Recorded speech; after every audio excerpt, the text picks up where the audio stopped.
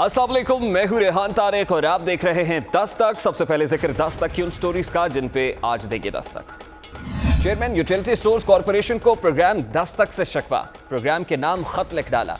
Chairman की मंजूरी के बगैर करोड़ों का टेंडर जारी हो सकता है, ये सवाल आज के प्रोग्राम में उठाएंगे।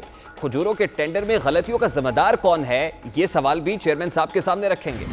और फिर पंजाब में कोरोना केसेस की तादाद में इजाफा, हुकूमत होश के नाखुन ले, ग्रैंड हेल्थ अलायंस की तंबीह। सिंध में लोकल केसेस की तादाद में भी इजाफा हो रहा है, लोकल ट्रांसमिशंस देखी जा रही हैं। कोरोना वायरस पर हुकूमती हिकमत अमली नाकाम क्यों है, ये सवाल भी आज के प्रोग्राम का हिस्सा होगा। फिरदौस आशिक आवान से इतलात की जिम्मेदारियां वापस, धीमे मिजाज के शिबली फराज शोला बयानी का मुकाबला कैसे करेंगे। वफाक में इतलात के शोबे में उखाड़ पिछाड़ की असल वजूहात क्या हैं, ये असल वजूहात भी जानने की कोशिश करेंगे। और फिर छोटे ताजरों के लिए हुकूमत की जानिब से रिलीफ का ऐलान। मेरे रियासत की रिलीफ है या ऊंट के मुंह में जीरा। एक ऐसे वक्त में जब रमजान मुबारक के बाबरकत महीने का आगाज हो चुका है, मुल्क भर में जारी लॉकडाउन के बायस मिडिल और लोअर मिडिल क्लास शहरियों का इन्हिसार यकीनन यूटिलिटी स्टोर्स पर बढ़ जाता है। वजीर आजम पाकिस्तान इमरान खान ने कौम के दर्द को समझा, मुश्किल वक्त में आगे बढ़े इस तबके की जरूरियात पूरी करने के लिए माजी की हुकूमतों के बरक्स एक बड़े पैकेज का ऐलान किया। वजीर आजम ने यूटिलिटी स्टोर्स पर गंदम, चीनी, चावल, दालों और घी की कीमतों में कमी लाने के लिए आइंदा 5 माह तक 2 अरब रुपए माहाना सब्सिडी देने का ऐलान किया। उन्होंने यूटिलिटी स्टोर्स को हिदायत की कि आवाम को आटे का 20 किलो का थैला 800 रुपए, चीनी 70 रुपए किलो, घी 175 रुपए फी किलो फराहम किया जाए, जबकि चावल और दालों की कीमतों में 15 से 20 रुपए तक कमी को यकीनी बनाया जाए। ये वाज़ेह अहकाम जारी किए गए। वजीर आजम ने 5 अशिया की बजाय 19 अशिया पर सब्सिडी देने का फैसला किया।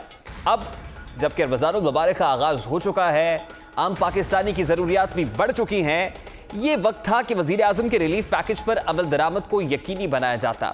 4000 से ज्यादा यूटिलिटी स्टोर्स को फाल किया जाता, वहां तमाम अशियाए जरूरिया की मौजूदगी को यकीनी बनाया जाता। लेकिन यूटिलिटी स्टोर्स कॉर्पोरेशन की इंतजामिया, chairman USC, chairman utility stores corporation Zulfiqar Ali Khan के दिफा में मसरूफ दिखाई दे रही है। हमने अपने प्रोग्राम में यूटिलिटी स्टोर्स की जानिब से खजूरों के टेंडर का मामला उठाया था। हमने चंद सवालात पूछे। हमारे मेहमान chairman utility stores Ali Khan थे। हमारे इन सवालात के चेयरमैन यूटिलिटी स्टोर्स कॉर्पोरेशन ने नागवारी का इजहार किया इन सवालात पर, और कॉर्पोरेशन की जानिब से खत हमें इरसाल किया जिसमें हमसे वजाहत तलब की गई है। खत के मतन में लिखा गया है कि प्रोग्राम के अंदर मन घड़त इल्जामात आयद किए गए हैं। टेंडर नोटिस मामूल की कार्रवाई थी, यूटिलिटी स्टोर्स इंतजामिया से मौकिफ नहीं लिया गया। प्रोग्राम में चेयरमैन यूटिलिटी स्टोर्स कॉर्पोरेशन की जात को निशाना बनाया गया। अब इसी खत के अंदर यूटिलिटी स्टोर्स कॉर्पोरेशन ने खुद ही हमारे प्रोग्राम में उठाए जाने वाले सवालात का जवाब दिया है। हमने प्रोग्राम के अंदर सवाल उठाया।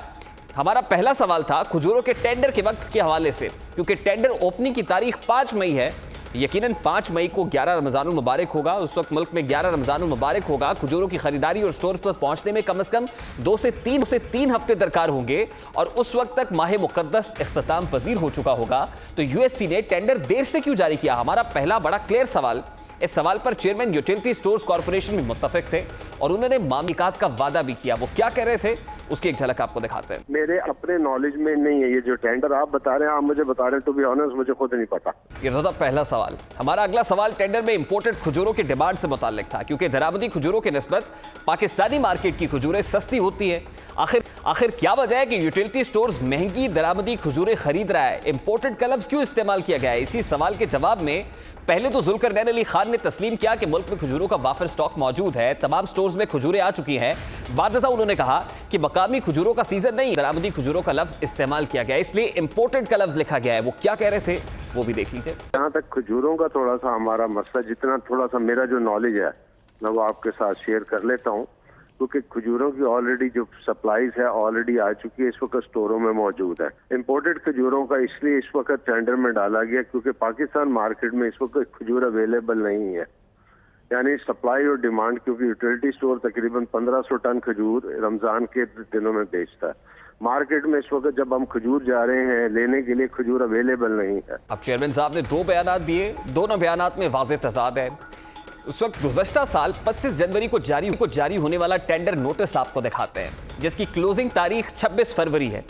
इस नोटिस में कहीं भी इंपोर्टेड का लफ्ज इस्तेमाल नहीं किया गया। गुज़श्ता साल ये टेंडर जारी हुआ, या फिर सवाल पैदा होता है कि क्या गुज़श्ता साल नोटिस के वक्त पाकिस्तान में खजूरें मौजूद थी? हमने इसी मामले पर सवाल उठाया कि तासुर है और इल्जाम यह आयद किया जा रहा है कि मुबैना तौर पर ये tender chairman utility stores corporation को फायदा पहुंचाने के लिए जारी किया गया है, क्योंकि वो खजूरों के कारोबार से वाबस्ता है।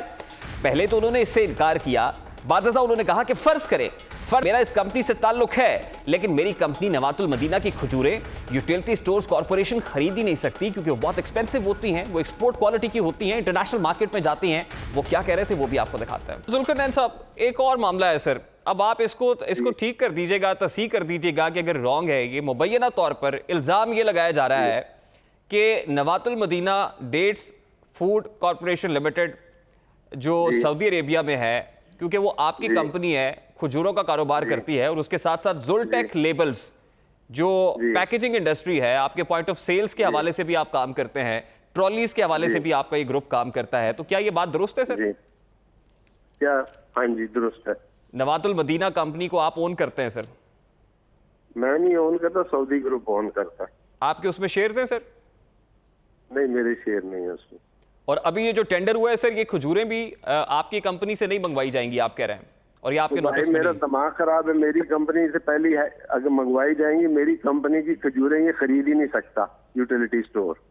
वो हाई लेवल की खजूरें जो बेचता है वो इस मार्केट में नहीं आती, वो यूरोप अमेरिका में जाती है। Utility store is even not capable to buy those kind of a dates. Utility stores की जानिब से इरसाल करदा खत में तस्लीम किया गया है कि यूएससी हर साल 600 से 800 मेट्रिक टन खजूरों का टेंडर देती है। अब जाहिर बात है कि स्टोर्स पर खजूरों की फराहमी को यकीनी बनाने के लिए टेंडर जरूरी हैं, लेकिन इस साल मामला बिल्कुल उलट रहा है। गुज़श्ता साल 25 जनवरी को कॉर्पोरेशन की जानिब से टेंडर जारी किया गया, जिसकी क्लोजिंग की तारीख 26 फरवरी थी। ताहम इसमें खजूरों की खरीदारी की तादाद का तस्करा नहीं किया गया, और इस टेंडर में मकामी खजूरों की खरीदारी का कहा गया था। जबकि इस साल कॉर्पोरेशन की जानिब से 3 टेंडर जारी किए गए। पहला टेंडर 2 फरवरी को जारी किया गया, 19 फरवरी आखिरी तारीख रखी गई। इस टेंडर में 1365 मेट्रिक टन खजूरों के लिए सवाल उठाया गया कि 1365 मेट्रिक टन खजूरें खरीदी जाएंगी। दूसरा टेंडर 7 मार्च 2020 को जारी किया गया, जिसकी आखिरी तारीख 26 मार्च थी। यह टेंडर 400 मेट्रिक टन खजूरों की खरीदारी के लिए जारी किया गया। आखिरी टेंडर 14 अप्रैल 2020 को दिया गया।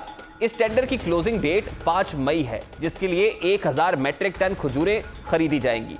तीनों टेंडर्स के लिए अगर खजूरों की तादाद का जायजा लिया जाए तो ये 2765 मेट्रिक टन बनती है। अब हैरानकुन बात यह है कि तीनों टेंडर्स में दरामदी खजूरों के लिए भी पेशकश तलब की गई थी, यानी तीनों में इंपोर्ट का लफ्ज इस्तेमाल किया गया है। गुज़श्ता साल के निस्बत इस साल ज्यादा तादाद में खजूरें क्यों खरीदी जा रही हैं, यह भी एक सवाल है। इसी हवाले से चेयरमैन यूटिलिटी स्टोर्स कॉर्पोरेशन की बात को अगर दुरुस्त मान लिया जाए तो फिर सवाल पैदा होता है कि गुज़श्ता सालों के दौरान ऐसा क्यों नहीं किया गया। क्या पाकिस्तान में उस वक्त मकामी खजूरें मौजूद थी? यूटिलिटी स्टोर्स कॉर्पोरेशन को प्रोग्राम से शिकवा है कि हमने उनका मौक़िफ़ नहीं लिया, हालांकि हमने प्रोग्राम में चेयरमैन जुल्कर नैन अली खान को मौक़िफ़ लेने के लिए तो तलब किया था। उनसे भी हमने यही सवाल किया और वो इससे लाइल निकले। हमने प्रोग्राम के अंदर सिर्फ खजूरों की खरीदारी की टाइमलाइन पर एतराज़ किया था, जबकि चेयरमैन यूटिलिटी स्टोर्स कॉर्पोरेशन ने भी इस बात को तस्लीम किया था कि उस वक्त टेंडर नहीं किया गया है, ये टाइमलाइन बिल्कुल नहीं होनी चाहिए थी, अनरियलिस्टिक टाइमलाइन दिखाई देती है। वो क्या कह रहे थे इस टाइमलाइन से मुताल्लिक, वो भी आपको दिखाते हैं। क्योंकि जो डेटें लिखी है मेरे हिसाब से गलत है। ये टेंडर की डेटें नहीं होनी चाहिए थी। खजूर मैक्सिमम मेरे हिसाब से 15 अप्रैल तक पाकिस्तान के अंदर होनी चाहिए। ये तो अवेलेबल हो। अब नोटिस में कहा गया है कि चेयरमैन पर इल्जाम आयद किया गया है। हमने प्रोग्राम में किसी भी जगह बराह रास्त उन पर इल्जाम आयद नहीं किया, बल्कि सोसाइटी में मौजूद परसेप्शन को वाज़ेह किया है, तासुर को बयान किया है। Chairman utility stores corporation Nawatul Madina से अपनी वाबस्तगी से इनकार कर रहा है, लेकिन उनके अपने लिंक्डइन प्रोफाइल के ऊपर और दीगर डॉक्यूमेंट्स के ऊपर भी लिखा हुआ है वाज़ेह तौर पर, जिसमें ओनरशिप बयान कर रहे हैं कि नवातुल मदीना के भी वो ओन करते हैं, उसके भी चेयरमैन हैं, जबकि जुलटेक के भी चेयरमैन खुद जुल्कर नैन अली खान साहब हैं। Chairman utility stores corporation program के अंदर अपने असासों से इनकार करते थे, लेकिन ये डॉक्यूमेंट्स तमाम मामलात की भरपूर वजाहत भी कर रहे हैं। चेयरमैन यूटिलिटी स्टोर्स कॉर्पोरेशन के इल्म में लाए बगैर टेंडर जारी करना खुद कई सवालात को जन्म देता है, क्योंकि वो बता रहे हैं कि मेरे इल्म में टेंडर है ही नहीं। वजीर आजम पाकिस्तान ने 50 अरब रुपए का सब्सिडी पैकेज दिया, लेकिन इदारे का चेयरमैन उसकी मंजूरी के बगैर कैसे करोड़ों के सौदे तय कर लेता है? क्या ये मफादात का टकराव नहीं है? कई सवालात हैं जिनका जवाब बहरहाल चेयरमैन यूटिलिटी स्टोर्स कॉर्पोरेशन को देना होगा। अब आगे बढ़ते हैं, एक और मामले की जानिब रुख। इस वक्त मुल्क में कोरोना केसेस की तादाद 13,000 से तजावुज कर चुकी है। कोरोना मरीजों की तादाद में तेजी से इजाफा एक ऐसे वक्त में हुआ है जब मुल्क भर में लॉकडाउन में नरमी की गई है। पाकिस्तान में कोरोना वायरस के पहले मरीज की तशखीस 26 फरवरी को हुई और उसके बाद बतदरीज इस तादाद में इजाफा देखने में आया। इसी तरह 24 मार्च तक यानी एक माह के दौरान मुल्क में 1000 मरीजों की शनाख्त हो चुकी थी, लेकिन इसके बाद ये तादाद तेजी से बढ़ने लगी और अगले एक माह में यानी 26 अप्रैल तक मुतासरीन की कुल तादाद 13,000 तक जा पहुंची। ऐसे वक्त में मुआविन खुसूसी बराए सैर डॉक्टर जफर मिर्जा ने इंकशाफ किया है कि कोरोना केसेस मकामी सतह पर तेजी से मुंतकिल हो रहे हैं। अब तक सामने आने वाले मरीजों में से 80% केसेस मकामी मुंतकली के हैं, लोकल ट्रांसमिशन के हैं। यही नहीं, सिर्फ बलूचिस्तान में कुल 781 मरीज, 540 से जायद मकामी मुंतकली के केसेस हैं, लोकल ट्रांसमिशन के हैं। मुआविन खुसूसी डॉक्टर जफर मिर्जा टेस्टिंग की सहूलियात बढ़ाने का दावा भी कर रहा है। वो क्या कह रहे हैं उसकी एक झलक आपको दिखाता हैं कि ये आउटब्रेक मुकामी नौइयत का है, क्योंकि 80% से ज़्यादा केसेस जो है वो लोकल ट्रांसमिशन का नतीजा है। 12,723 जो केसेस हैं जो कि नतीजा हैं 1,44,000 टेस्ट्स का, तो ये तकरीबन 8.8% पॉजिटिविटी बनती है। लेकिन यही सूरत हाल जब हम क्वारंटाइन्स में देखते हैं कि क्वारंटाइन्स में यही जो फीसद है वो तकरीबन 15। अब मुल्क में मकामी केसेस की तादाद में इजाफा लॉकडाउन में नरमी के बाद से देखने में आया है। हालांकि डॉक्टर्स कई बार हुकूमत को मुतनब्बे कर चुके हैं, क्या लॉकडाउन के अलावा कोई ऐसा तरीका है जो कोरोना के मकामी फैलाव को कंट्रोल कर सके?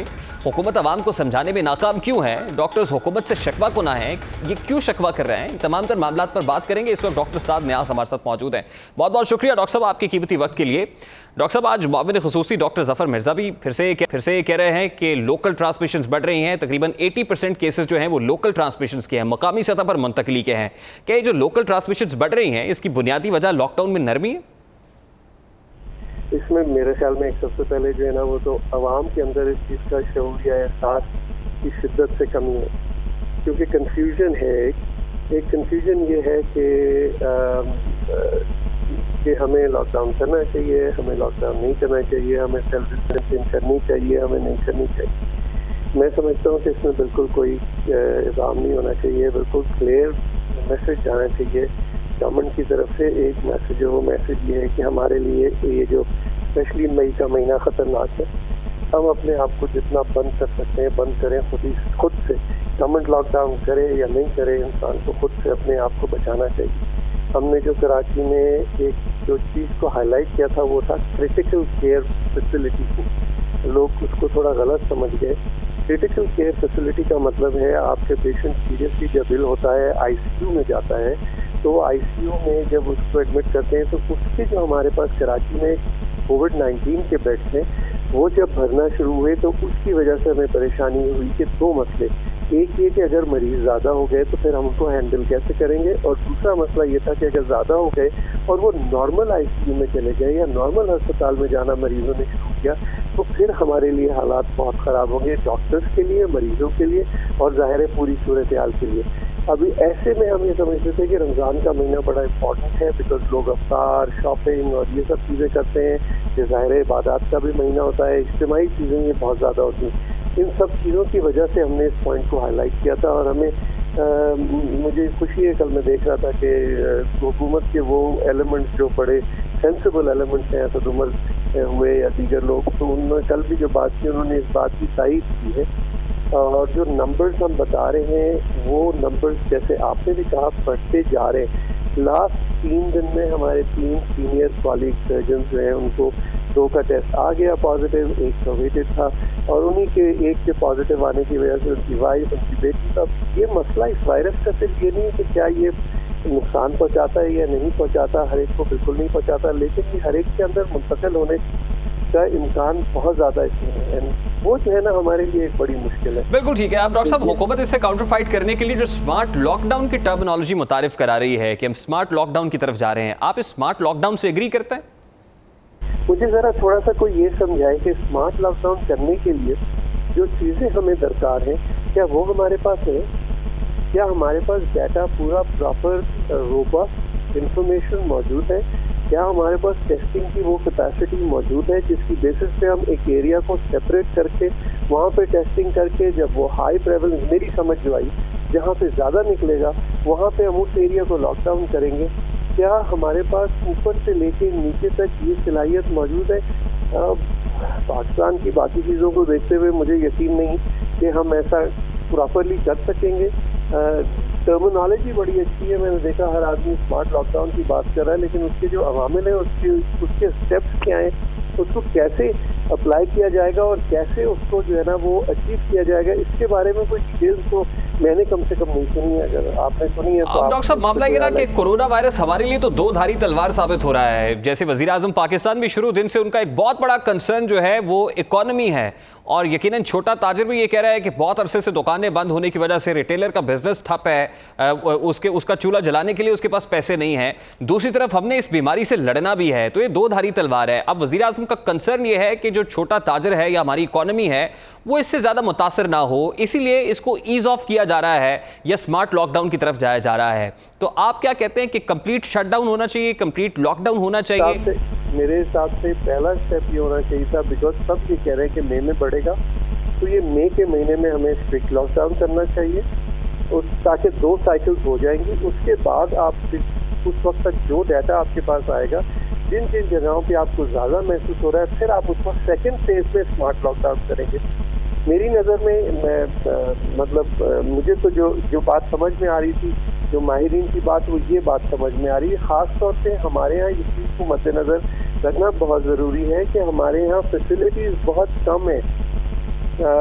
1500 वेंटिलेटर बेड्स हैं हमारे पास कोविड-19 के, जो मुझे बताया गया है गवर्नमेंट की सतह से, federal all over the country. तो 1500 बेड्स को ख़त्म होने में थोड़ा सा वक्त लगेगा।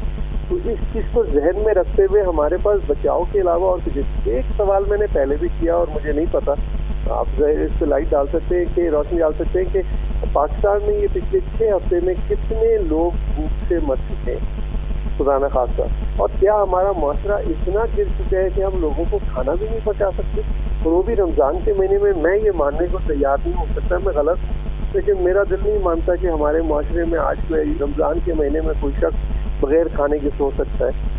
एक महीने की हम बात करें, जहां आपने पहले किया वहाँ इसी महीने की हम बात करें। पहले तो हमने 2 ही हफ्ते की बात की, आप मिड मई तक देख लें। मिड मई में अगर आपको लगे कि नंबर ठीक हो रहे हैं तो आप स्मार्ट लॉकडाउन की तरफ चले जाएं और जिस जगह को खोल सकते हैं जहाँ नंबर कम है और बिल्कुल खोल दें। लेकिन सेल्फ डिस्टेंसिंग, हाथ धोना और दीगर जो चीज़ें इसको रोकती हैं उनके ऊपर जोर के साथ। बिल्कुल ठीक है, बहुत बहुत शुक्रिया डॉक्टर साहब आपके कीमती वक्त के लिए। डॉक्टर साद नियाज हमारे साथ मौजूद थे और वो क्या मई के वस्ट में जब केसेस बहुत ज़्यादा बढ़ने की तवक्को की जा रही है तो ऐसे में कंप्लीट लॉकडाउन होना चाहिए, स्ट्रिक्ट लॉकडाउन होना चाहिए और उसके बाद सोचा जा सकता है स्मार्ट लॉकडाउन के हवाले से। और फिर वही डॉक्टर्स का एक ही मौक़िफ़ ये है कि शायद भूख से कोई नहीं मरता, लेकिन कोरोना वायरस से अब बात रिपोर्ट हो रही है। या एक ब्रेक लेंगे और ब्रेक के बाद जब वापस आएंगे तो बात करेंगे कि वजारत इत्तलात में होने वाली बड़ी तब्दीली, आखिर इसके पीछे वजूहात क्या हैं। ब्रेक लेंगे, ब्रेक के बाद वापस आएंगे, गुफ्तगू को कंटिन्यू करेंगे हमारे साथ।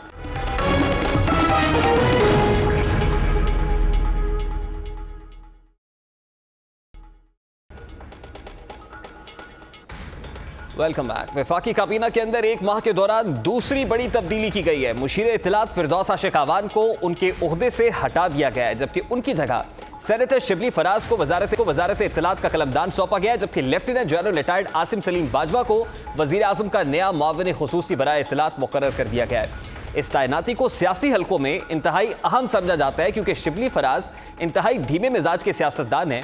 उनको अहम वजारत देना यकीनन तहरीक इंसाफ की एक नई स्ट्रैटेजी की निशानदेही कर रहा है, एक नई हिकमत अमली है। मगर फिरदौस आशिक अवान को ओहदे से हटाना भी कई सवालात को जन्म दे रहा है। क्या फिरदौस आशिक अवान पार्टी की अंदरूनी सियासत का शिकार हुई हैं? क्या फिरदौस आशिक अवान की कारकर्दगी उनकी वजारत से रुखसती का बाइस बनी है?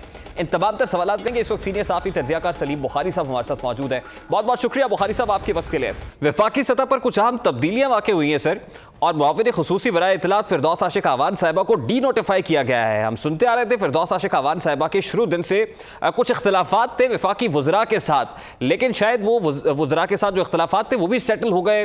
ठीक है, वो इंटरवीन करती थी कुछ वजारतों के मामलात के अंदर, ये इल्ज़ामात लगाए जाते थे, लेकिन at this point in time उनको तब्दील करना, इसकी क्या वजूहात हो सकती हैं बुखारी साहब? बहुत शुक्रिया रेहान, आपका मौका दिया आपने अपने प्रोग्राम में मुझे।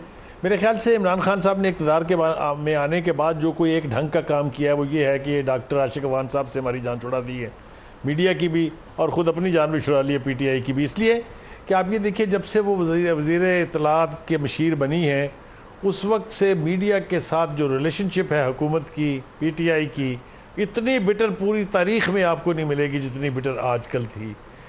अनअनाउंस्ड किस्म का एक सेंसरशिप था, किसी को जरूरत नहीं थी कोई एक बात कहने की भी, और हुकूमत के साथ ताल्लुकात को इस नहज पे पहुंचा दिया कि इसे नफ़रत की बुनियाद यानी एक कायम कर दी उन्होंने।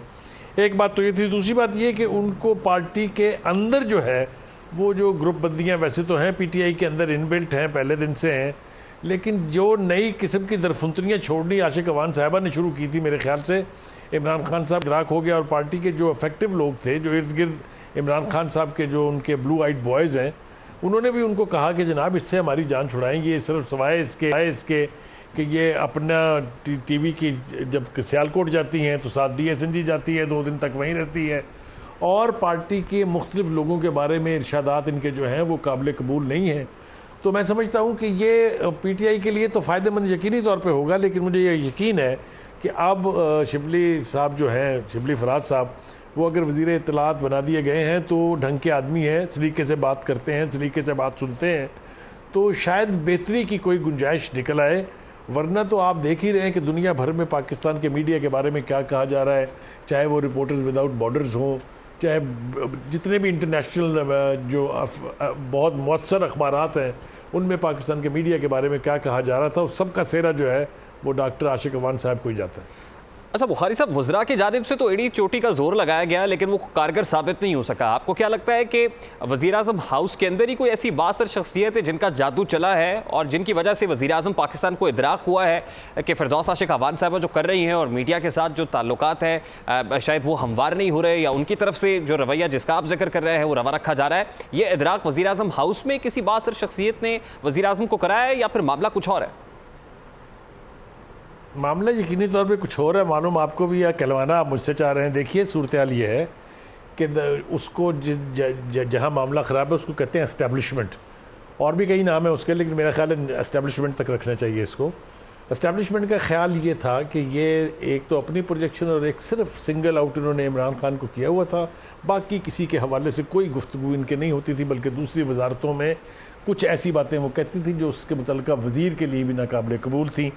और ये मेरी बात का में वज़न इसलिए है कि आपने देखा कि न सिर्फ ये कि नए वज़ीर इत्तलात का यानी तयन हो गया है, यानी वो मुकर्रर कर दिए गए, तकर्रर हो गया उनका, उनके साथ साथ आसिम सलीम बाजवा जो कई सालों तक DG ISPR रहे हैं, वो भी जो है स्पेशल असिस्टेंट के तौर पर वजारत इत्तलात को ही देखेंगे। तो मेरे ख्याल से मेरी बात की वजाहत इसके साथ हो जानी चाहिए कि कहाँ लोगों को एतराज़ था कि क्या नहीं हो रहा और क्या होना चाहिए था वो नहीं हुआ।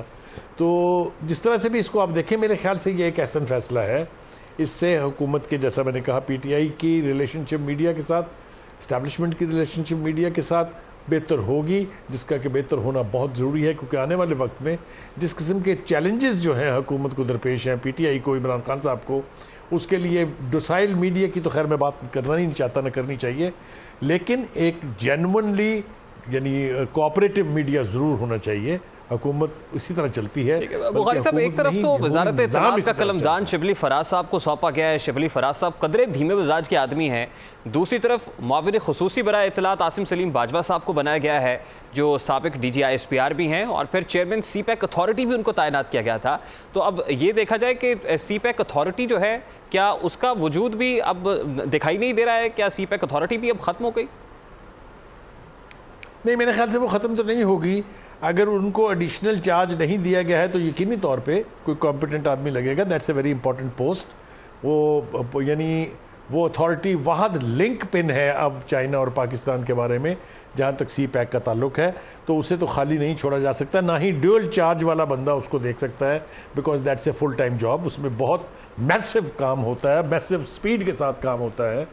तो आसिम सलीम बाजवा साहब के बारे में भी 2 बातें मैं अर्ज़ करना चलूँ। मैं ज़ाती तौर पे जानता हूँ, बहुत दोस्ती है मेरी उनसे, बहुत मेहरबान है मेरे वो DG ISPR के तौर पर भी बहुत ही सॉफ्ट स्पोकन और बहुत ही मीडिया से ताल्लुकात बनाने वाले। आज भी मीडिया में उनके बारे में कलमा खैर कहने वालों की कोई कमी नहीं है। तो मुझे बिल्कुल ये यकीन है कि दर हकीकत अब मीडिया की हैंडलिंग जो है वो उन्हीं के ज़रिए होगी, और उन्हीं के ज़रिए अगर होगी तो मुझे यकीन है कि ताल्लुकात की नौयत जो आज नफ़रत की स्टेज तक पहुँच गई हुई है, इसमें यकीनी तौर पर मुस्बत तब्दीली आएगी।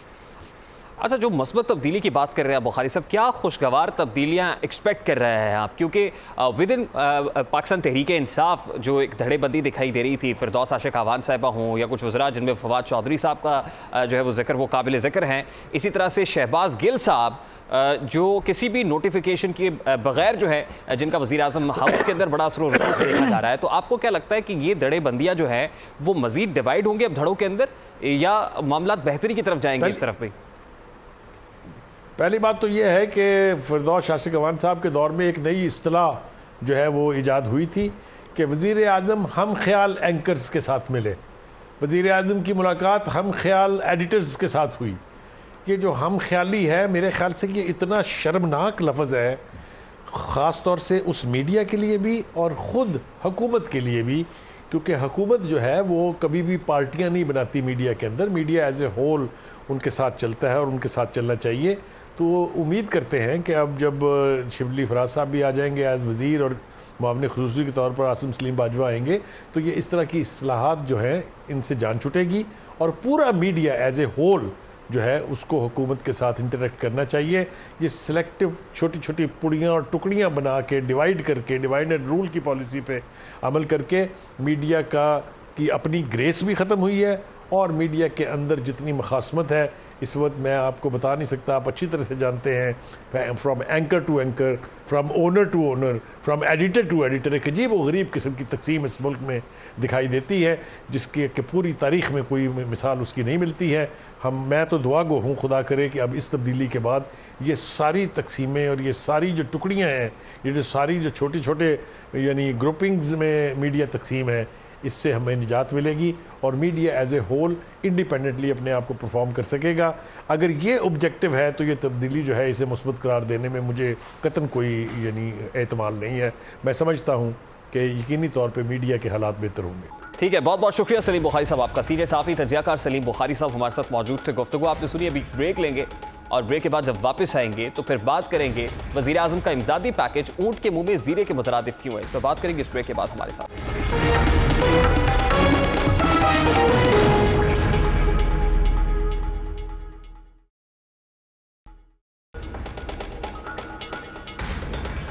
Welcome back. मीर रियासत मोहतरम वज़ीर आज़म इमरान खान ने कोरोना रिलीफ के लिए 200 अरब का पैकेज मंजूर किया है और इसी 200 अरब में से 75 अरब रुपए मजदूरों और दिहाड़ीदार तबके के लिए मख्तस किए गए हैं। इस तरह वफाकी काबीना की इक्तसादी राब्ता कमेटी ने वज़ीर आज़म रिलीफ पैकेज के तहत छोटे दुकानदारों और कारोबारी तबके के बिजली के बिल अदा करने का ऐलान किया है। इस पैकेज के हुकूमत छोटे ताजरों के बिल अदा करेगी। हुकूमत के मुताबिक पैकेज से 35 लाख अफराद, 95% कारोबारों और 80% सनतों को फ़ायदा होगा, जिनमें छोटी दुकानें, दर्जी, मार्केटें और छोटी सनतें शामिल हैं। मेरे रियासत की काबीना को यकीन है कि 50 अरब के इस पैकेज से 32 लाख कमर्शियल कनेक्शंस और 4 लाख सनतों को फ़ायदा होगा। मेरे रियासत छोटी सनतें जिन्हें कारोबार चलाने की इजाज़त नहीं है वो इस बिल से कैसे फ़ायदा उठा सकेंगी? मेरे रियासत आप रिलीफ का ऐलान बंद सनतों के लिए कर रहे हैं, लेकिन क्या आपके मुशीरों ने सोचा कि बिल की अदायगी के अलावा इस छोटे तबके के मसाइल क्या हैं? मेरे रियासत मजदूरों को 3 माह के लिए 12,000 रुपए देगी, यानी माहाना 4,000 रुपए एक मजदूर को मिलेंगे। मेरे रियासत आप अपने मशीरों की राय ले लें, माहिरीन मईशत की महफिल सजा लीजिए, अल्फाज और आदात के गोरख धंधों और उलझी गुत्थियों को सुलझाने वाले अहबाब को बुला लें। मेरे रियासत उनसे बस इतना कहें कि 4,000 रुपए में एक ख़ानदान को माहाना बजट बना दें। मेरे रियासत को तरजीहात बदलना होगी। आम आदमी के हकीकी दर्द को समझना होगा। रमज़ान मुबारक के बाबरकत सातों के दौरान उन करोड़ों मजदूरों के बारे में सोचना होगा जिनके चूल्हे सहर अफ्तार के औकात में ठंडे पड़े हैं। उस बाप का दुख समझने की जरूरत जो दिहाड़ी ना मिलने पर शाम को अपने बच्चों से निगाहें नहीं मिला पाता। मेरे रियासत तमाम अहबाब की महफिल सजाइएगा और ये ज़रूर सोचिएगा कि आखिर उनका बजट कैसे बनेगा और उनके हालात कैसे बेहतर हो सकेंगे। तुम आसमां की बुलंदी से जल्द लौट आना, मुझे ज़मीन के मसाइल पे बात करनी है। ये तो था आज का दस्तक। आपसे मुलाकात होगी कल। अपना रखिएगा ख्याल। अल्लाह।